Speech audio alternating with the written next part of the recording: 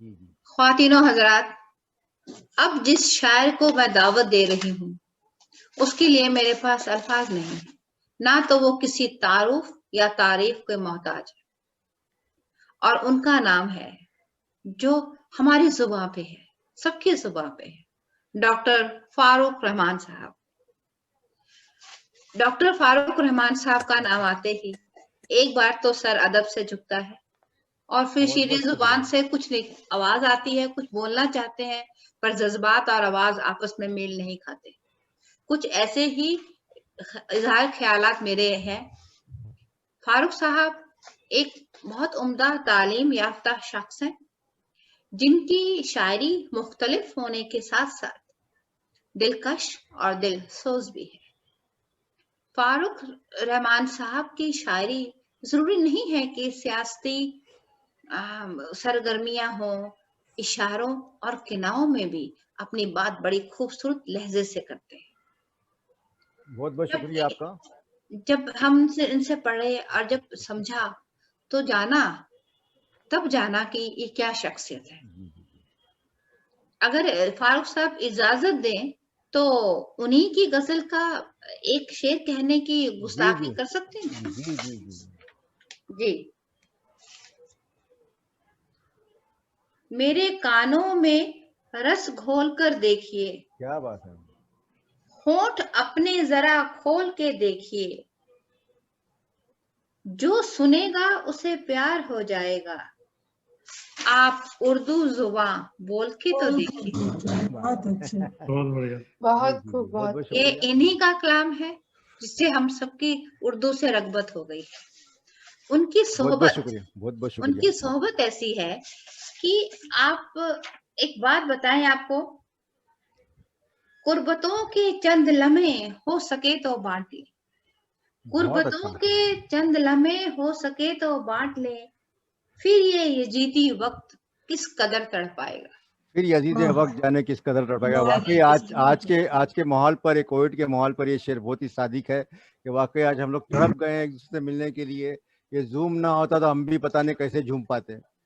मेरे तमाम दोस्तों का, शागिर्दों का, मेहमानों का, सबका मैं शुक्रिया अदा करता हूँ। और मेरी एक बात आज गलत साबित हो गई कि लोग गजलों पर या शायरी पर ध्यान नहीं देते।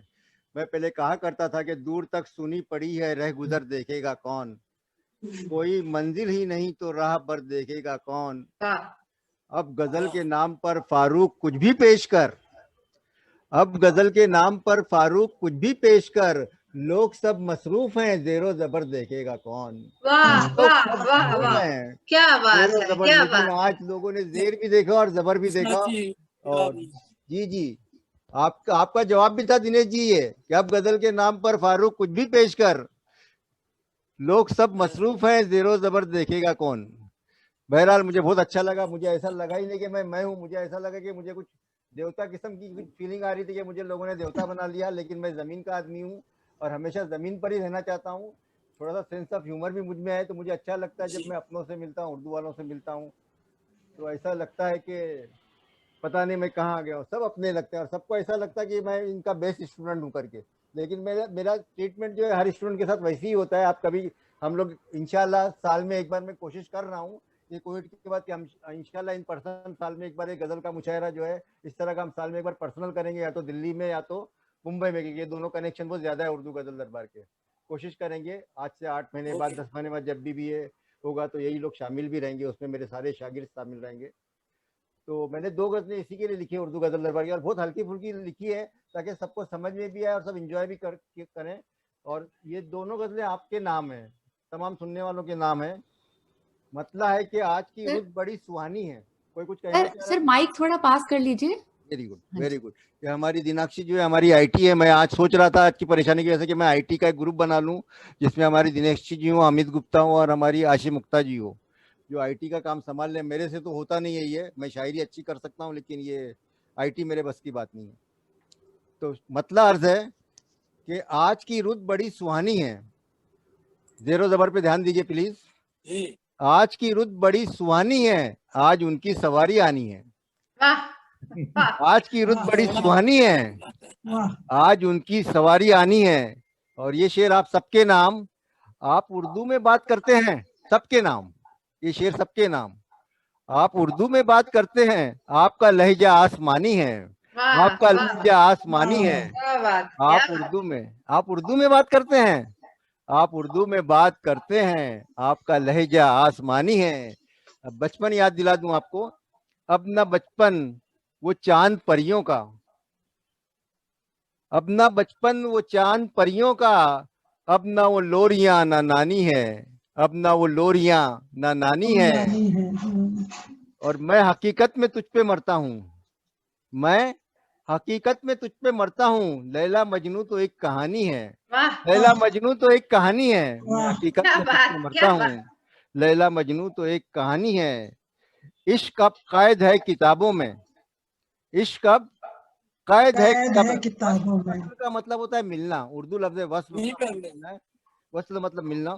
इश्क अब कैद है किताबों में, वस्ल कैसा हवस मिटानी है, वस्ल कैसा हवस मिटानी। आज के जमाने की बात है। इश्क अब जी, कैद है किताबों में, इश्क अब कैद है किताबों में, वस्ल कैसा हवस मिटानी है। और ये दोस्तों के नाम है ये शेर कि मैं रहा दीन का, दीन यानी रिलीजन धर्म, मैं रहा दीन का ना दुनिया का। आरिफ भाई शेर सुनिए, आपको पसंद आएगा। मैं रहा दीन का ना दुनिया का, यार लोगों की मेहरबानी है। वाह, रहा दीन का ना दुनिया का, मैं रहा दीन का ना दुनिया का, यार लोगों की मेहरबानी है। और पांचवा रोज है कयामत का। कहते हैं कि जिंदगी 4 दिन की है, तो इसको मैंने उठाया है वहां से। पांचवा रोज है कयामत का, 4 रोजा ये जिंदगानी है, 4 रोजा ये जिंदगानी है। पांचवा रोज है कयामत का, 4 रोजा ये जिंदगानी है। और यहाँ पर मैंने दूसरे मिसरे में एक लफ्ज इस्तेमाल किया, एक चश्म। एक चश्म यानी जो काना होता है, जिसको एक आंख से दिखाई देता है। तवज्जो दीजिए, शहर फारूक है ये अंधों का, शहर फारूक है ये अंधों का, एक चश्मों की हुक्मरानी है, चश्मों की हुक्मरानी है। क्या शहर बात है, फारूक क्या है बात। ये अंधों का, एक चश्मों की हुक्मरानी है।